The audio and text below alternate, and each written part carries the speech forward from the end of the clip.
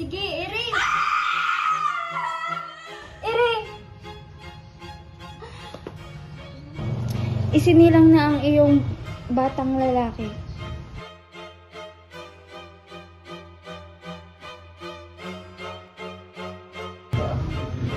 Papangalanin ko siya ng Jose.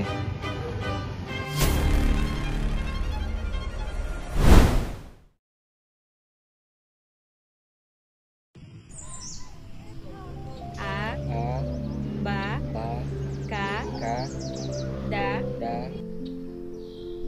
Pepe, tandaan mo anak, ang tunay na karunungan nagsisimula sa kabutihan ng puso, respeto sa kapwa at may takot sa Diyos. Opo, Inay, pangako. Mag-aaral ako ng mabuti. Taong 1702, dinala ni Don Francisco ang kanyang anak na si Jose sa Manila upang mag-aral. Una tinangkaang ipasok si Jose ngunit hindi tinanggap, kaya nagpapasalamat sila ni Padre Burgos sa kanyang gabay. Ang batang ito ay kilala sa Kalamba na masipag at matalino. Bigyan natin siya ng pagkakataon. Maraming salamat po, Father.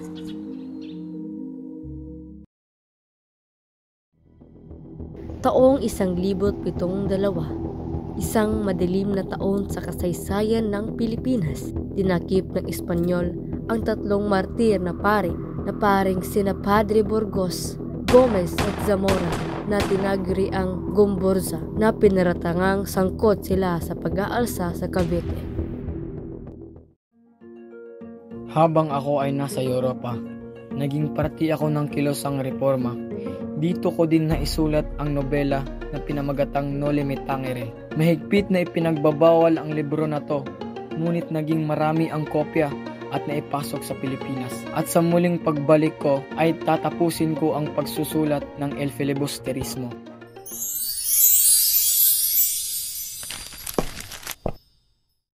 Good day, doctor. Good things.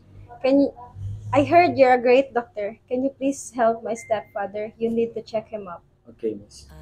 Sasayaw sa kulog at ulan, iikutin ang tala at puwan. Habang tayo ay naliligaw, pakinggan ng puso, huwag nang bibitaw. Huwag nang magtago-taguan, kita naman sa liwanag ng buwan. Ang lihim na pagtingin, kailan aaminin?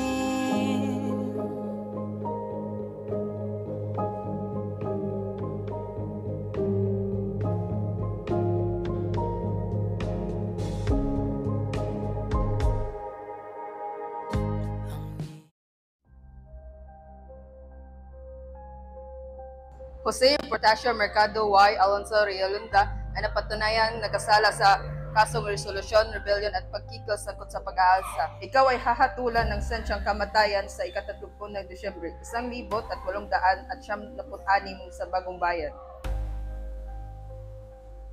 Ikaw, Jose Rizal, ay pagbabarili ng 3 beses sa likod ng palutong nagaganap sa ika-7 ng umaga na Bagong Bayan. Ang tagumpay na aking nakamit ay hindi para sa akin, kundi para sa buong sambayan ng Pilipino. Kung ang aking buhay ay naging handog upang mamulat ang marami, iyon ay isang karangalan, aking ipagpapasalamat. Ako si Jose Portasio Rizal Mercado y Alonso Realonda, anak ng bayan, alagad ng katotohanan at isang Pilipinong nagmamahal sa sariling lupa higit pa sa sariling buhay.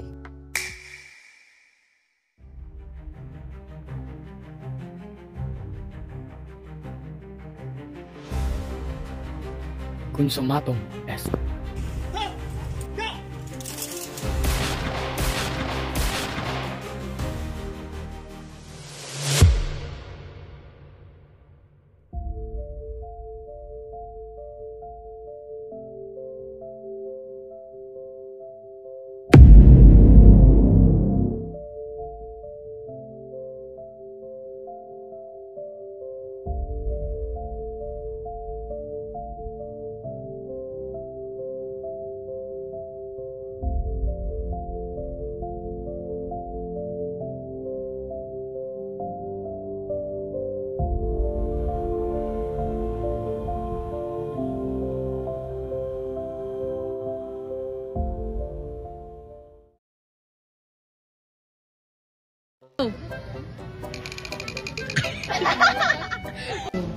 Pepe, tandaan mo anak, ang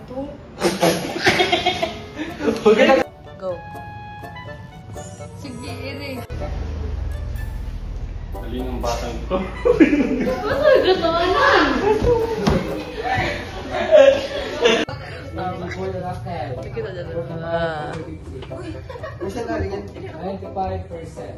Doña Teodora, ang Ikaw ay hahatulan ng sensyang kamatayan sa ika-30 na Disyembre. Isa niyo.